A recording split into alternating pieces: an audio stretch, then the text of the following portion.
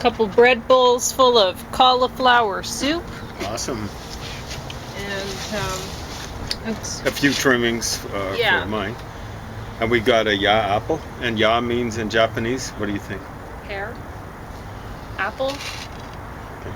I don't know. Or ya pear. I think it means moon or something like that. Oh, Isn't that that's what you nice. call them? You call them moon pears or something like that. Anyway, I believe it means moon. anyway. No, actually. What the hate is it mean? I don't think that's what moon Wow, that's is. Anyway, hot. Okay. have to find Wait a that minute out. on that. Yeah, I'm just harking back to the Japanese that I took over 10 years ago. A little over 10 years ago. Do you Anyway. want this one there? Oh, sure. I was going to put the... Anyway, to make cauliflower soup, it's really quite simple. You juice, to make like 2 bowls this size, you juice 2 heads of cauliflower, like regular size heads.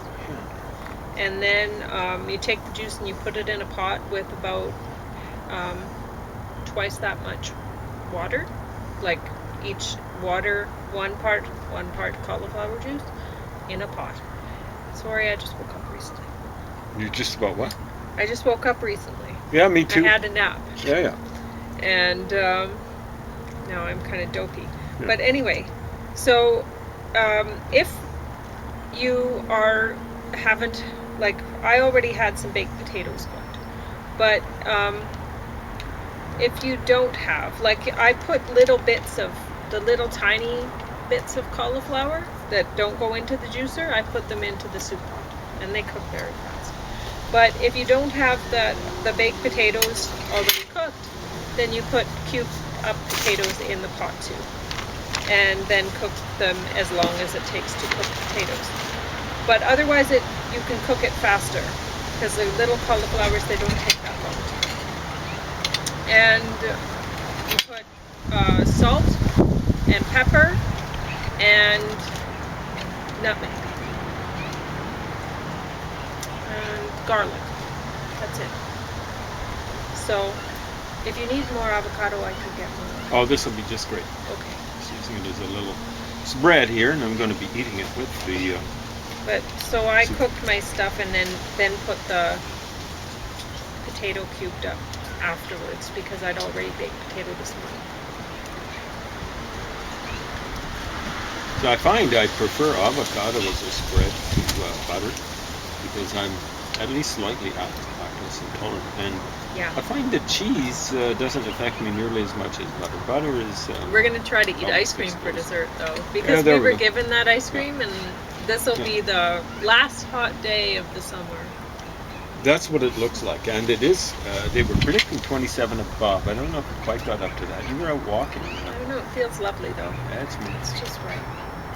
It's wonderful right now. Got a little breezy there for a second, but this is southern Alberta, and we're home of the Chinook, and we categorize this as a gale force kind of Chinook. But I include, sometimes we'll get these still Chinooky days make for still Chinooky nights, and I And then consider it's it good part for of the star Chinook. watching. It's awesome. They say Chinooks, when you don't actually have cloud cover, have the Yeah. clearest skies. But sadly, a lot of the time there's cloud cover, or there's There wind, is during and a you Chinook. don't want to be out in the wind. Oh, either. I don't mind it because, hey, I in the don't. wintertime, I mean, some of the best nights in the wintertime are those cold, frosty nights, and the viewing gets really abbreviated. You go, oh, okay, that's enough now. I haven't identified all this major stars in the sky, but it's just not worth it. Doesn't matter how well, I suppose you could just all get dressed up like Shackleton or something. James has an amazing collection of Bibles.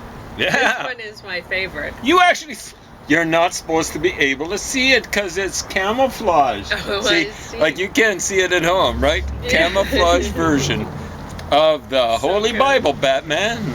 Right there.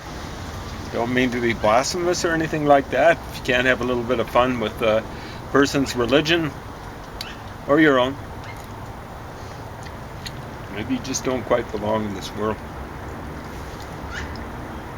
I kind of think that God, if he's also so perfect, he should have a perfect sense of humor. Mm-hmm. Yeah. And if he's also loving, he should be able to put up with people. You should be able to put up with rejection. You know, like the concept that some people have of God is there's this guy that just can't take unrequited love. You know, he loves you, and you don't quite like him as much as he loves you, and then all of a sudden he hates you and wants to punish you forever. Wow, that's pretty bad as far as I'm concerned. You know, if a person was that way, you wouldn't think, if they wanted to kill people and kill them forever, well, that's awful. If a person just wanted to kill someone because they were rejected by that person, that would be an awful person. So, extra awful because God's supposed to, be perfect and all this sort of stuff. But a lot of people have a concept of God is perfectly awful. Anyway, there you go. This is wonderful. This is the Holy Bible, and I think this is the symbol of the Canadian Forces there, right there. Canadian Forces edition. Got a little Maltese cross there, and it's the Catholic edition too. So I guess this is for members of the Canadian Forces who are Catholic. Holy Bible right there. And it's camouflage in case they get caught in the desert, by people who think that the Holy Book is blasphemous. And there's lots of people who believe that. And lots and lots of people, over 1 billion people possibly, in this world. And all you got to do is just chuck it in the sand and it won't show up. So, hey, be a Christian, come on now. I don't know what that is. It's possibly the most tasteless cover. I love it. I love it too. It's pretty tasteless. That sort of stuff. I should strut around in camouflage. Camouflage, holding your Bible. Bible. Can't see it now. That can I'm be a Christian, but you never know. Your Halloween costume. Get you a camouflage outfit. Yeah. Go with your Bible. Onward, Christian soldier. Now, if you're serving in the Canadian Forces, I don't mean to make fun of you. I understand. Whether you're Christian or something else. It's a thankless task. Mainly because you guys, traditionally at least, got stuck, guys and gals, got stuck in something like a peacekeeping role. And you guys have actually kept the peace, unlike the so-called UN peacekeepers who are just there to stir the pot. And cheer against, cheer for people who are killing Israelis. Go! Racist institution, the United Nations says it's worked out. Wasn't always that way. What does I call it? The UN, United Nazis. Strictly speaking, United Nazi Commune. There's lots of people who are both. Less than there used to be. Arafat died, he was a Nazi commune. I portrayed him as a pan-Arab nationalist, and that's not quite true. He's a Palestinian nationalist, so I take that back. Gamal Abdel Nasser, that dude was a pan-Arab nationalist. Saddam Hussein, I characterize him as that. Both of the Assads in Syria, I'd characterize them as that. A nasty brood of brutes. Gaddafi, somewhat different overlay of fundamentalist stuff there, but again, pan-Arab nationalist, totalitarian, all of those brutes. Anyway, this is a preview and a bit of a review, but because I'm going through this whole thing, what is it, about 1,600 pages? Almost 1,700 pages. Now some of it's, like maps and stuff like that, but not much. Could be about 1,600 pages. Pages are fairly small and short, but that's a chunk of reading. It's required reading nowadays. I'm sad to say it shouldn't have to be, but The Quran is required reading nowadays. Well, that was good. At least something by Confucius. Required reading. There's a lot of stuff in the Buddhist tradition. It's hard to tell what would be required reading. I haven't had ice cream in so many years. Yeah. More than a It's decade. not like I'd be crying for it. I'd be crying after Oh, you might be. running for the washroom. Yeah. We'll see. Anyway, we'll see what happens. Ice cream usually has an explosive effect on it. Required reading. Let's say the Bhagavad Gita or something like that from the Hindu tradition. Maybe some of the Vedas or something like that. Maybe the Rig Veda. Required reading. Because it's just a whole lot of ignorance out there about religion. Stunning ignorance. We'll be dealing with one of the most ignorant guys. He's not around anymore to spread his ignorance around. But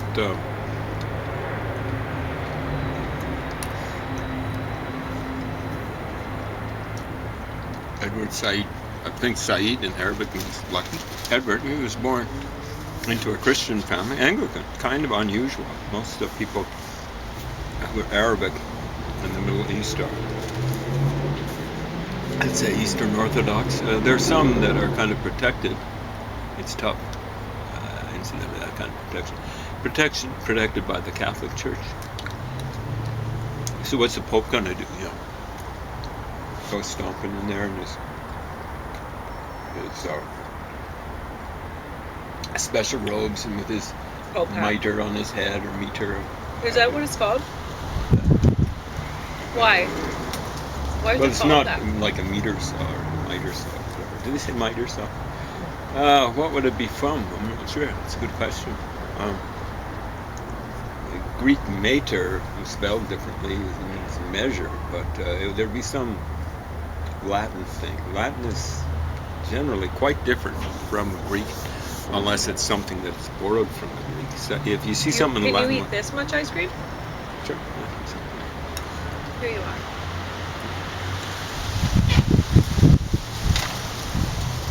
So Edward Said's, I'm going to say bitching about so-called Orientalists, specialists in well, not just in Orientalism, things like imperialism and culture, and I've got, so those are two of his classics. Unfortunately, I don't have Covering Islam. I'd love to run across that, but I have a fairly good idea of what he has in that, because I've got a couple of books of interviews with him. One from Canada, Toronto, no less, and the one's quite substantial. No, I shouldn't say that, because the thought in it is not very substantial. It's Edward Said, after all. But I'd have to say lengthy. And reading it is a lengthy process, because you're going along saying, he can't say that. You can say anything. It's a free country, relatively free. But you can't say that with a straight face. So he's going along saying, oh, these Orientalists. And he, of course, he even talks about it in his introduction to Orientalism. He says, okay, I'm just going to confine myself to the French and English Orientalists. And his whole thesis is, hey, like the Orientalists were there to spy and peer, to kind of like Joshua or Moses spies, Joshua and Caleb. They're going checking the country out, the promised land, for imperialization and even colonization. Spy and peer. The greatest Orientalists of all, I'd say, were the Germans. And they got into the great game, well, maybe not the greatest game, it's Africa, pretty late in the process. And they were only involved for 2 generations. coast. Africa. So, and not the Muslim part of Africa. Like Tanganyika was about the closest they came, but they didn't even own Zanzibar, which joined up later with Tanganyika before in Tanzania or Tanzania, however you want to pronounce or mispronounce it. Yeah. We have problems. So he goes and he starts his little screed.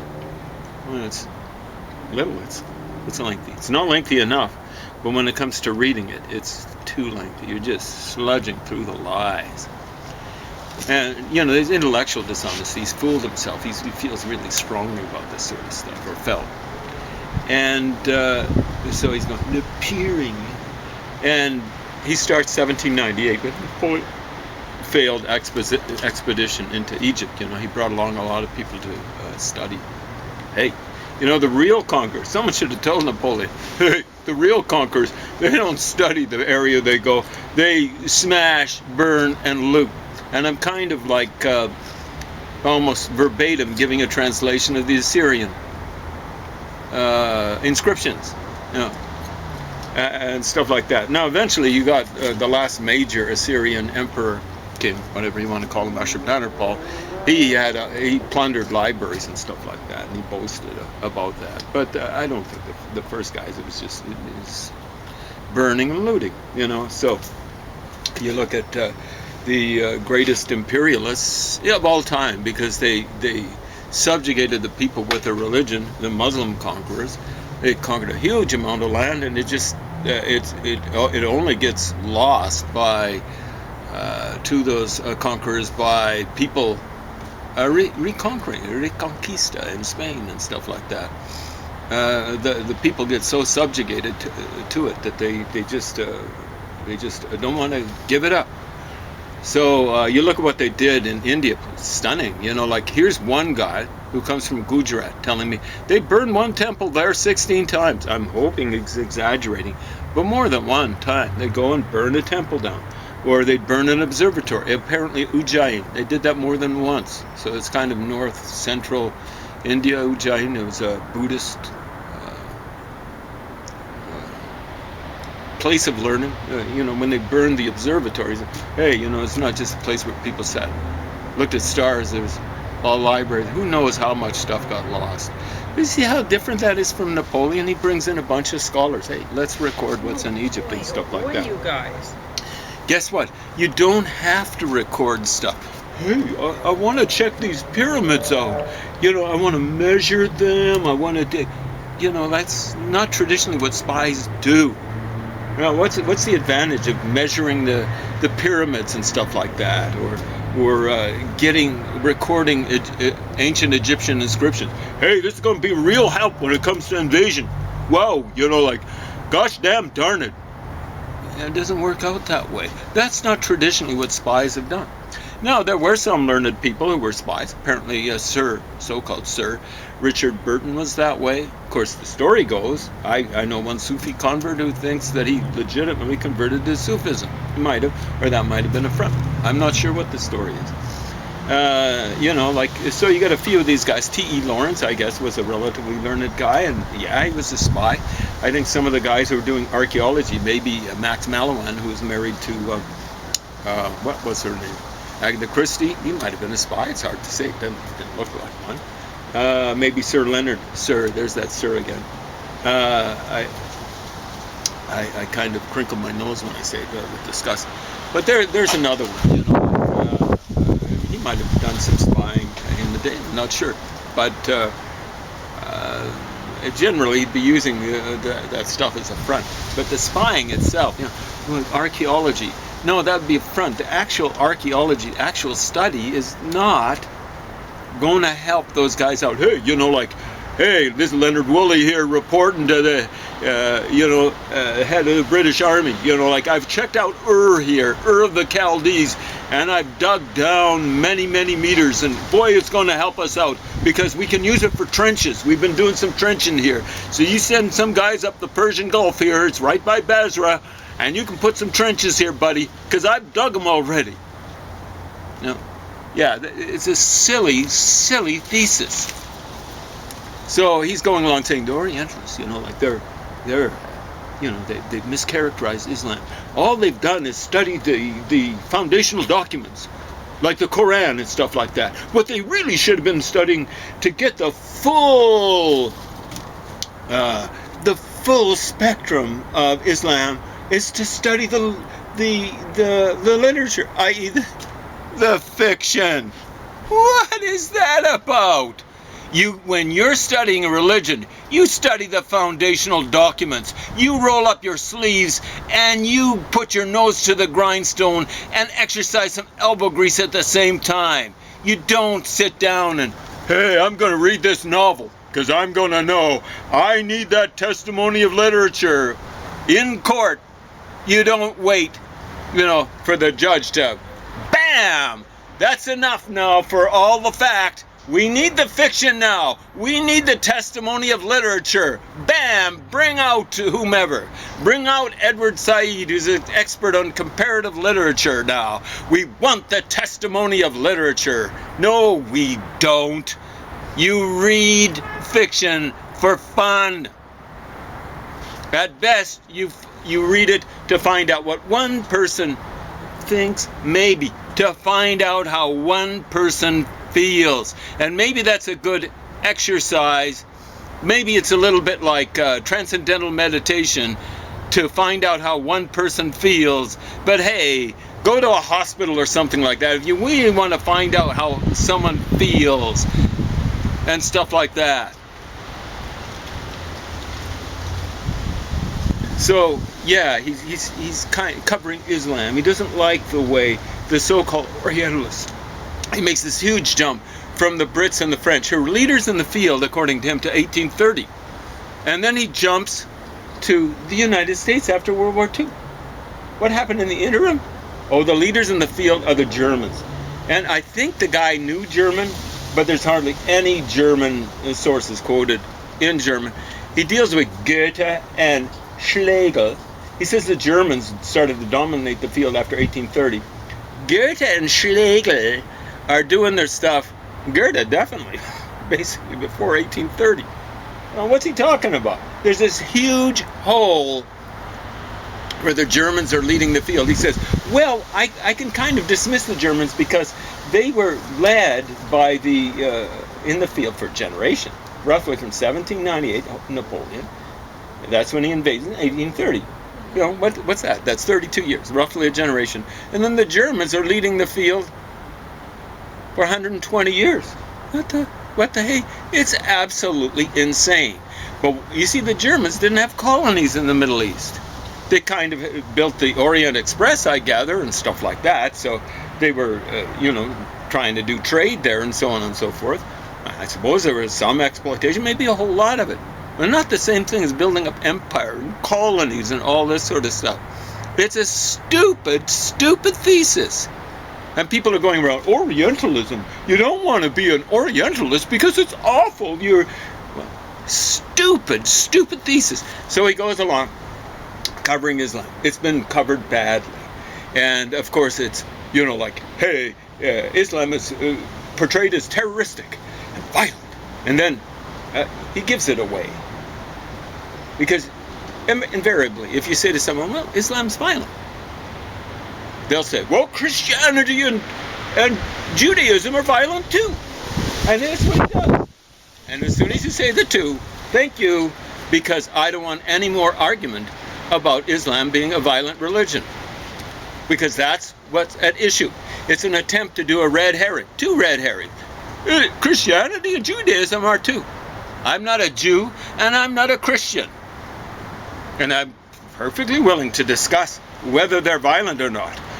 Christianity, after Catholicism took over, after Constantine started appropriating and stuff like that, became a very violent religion. There's no doubt about it. But Christianity before Constantine had violence visited on it again and again and again. And one of the good things about this exercise, this is actually the main reason why I'm reading this, is I'm reviewing it before I review it for your pleasure or displeasure. Because a lot of you people are going to be gritting your teeth. There's going to be weeping and gnashing of teeth But I already know the New Testament. I've read in many different languages. Not just the original King James. No, that's not original. But yeah, I've gone through it, some of it at least, in the original Greek. And eventually, if I live long enough, I'll go through all of it in the original Greek. And I've read some of the Old Testament in the original Hebrew. And I'll go through all of it, if I live long enough, in the original Hebrew. But here's the deal. I'm going through. And yeah, there's no doubt about it. Judaism is a violent religion. There's some awful stuff happening. So I mentioned to a guy, a professor over at, a nice guy, but over at Religious Studies. And I said, Islam is a violent religion. Oh, but Moses killed 3,000 people who set up the golden calf and were worshiping the golden calf. That's not the issue. You're avoiding the issue, which is which religions are violent. How violent are they, and in what ways are they violent? And let's discuss all of them individually. Then we can get down to comparing and contrasting. The Jews really haven't had a state up until 1948, I believe it was, and that was from 135 AD to 1948 to be violent with, to exercise, let's say, state terrorism or whatever. You know, it's pretty bad when you look at Joshua's conquest as described in Joshua. In the Old Testament, it's bad. I mean, you know, like it's not just ethnic cleansing, it's basically genocide. And then there's enslavement and all that sort of stuff. It's bad stuff. But the Jews, you see, like, you don't go around, I can't recall any Jew in modern times going around saying, what would Moses do? What would Moses do? You've got these Jews who are secular Jews, and they might not be worshiping a golden calf, but they don't worship God. Let's kill them. Let's kill thousands of them. It's not operative nowadays. You've got fundamentalist Jews, and they're kind of scary. You look at, what's that Borat film? I don't know. Maybe that's it. Bruno or something like that? I Anyway. don't know which one it was. Yeah. But you remember, the two groups that gave him trouble were the fundamentalist Jews and the Palestinians. And you could see that if there hadn't been a camera there, and if he hadn't, in the case of fundamentalist Jews, if he wasn't walking quickly, there would have been some serious damage to his health. I'm afraid with the Palestinians, he just would have ended up dead. I'm not saying every Palestinian's that way, but there are too many Sirhans out there. The guy who whacked along, I'm afraid, with not a few accomplices, who whacked Robert Kennedy back at the Ambassador Hotel, Los Angeles, 1968. How's the ice cream? Well, Will it be worth it? it will be. How much time we got? 30 seconds. Yeah, might as well sign up. Take care.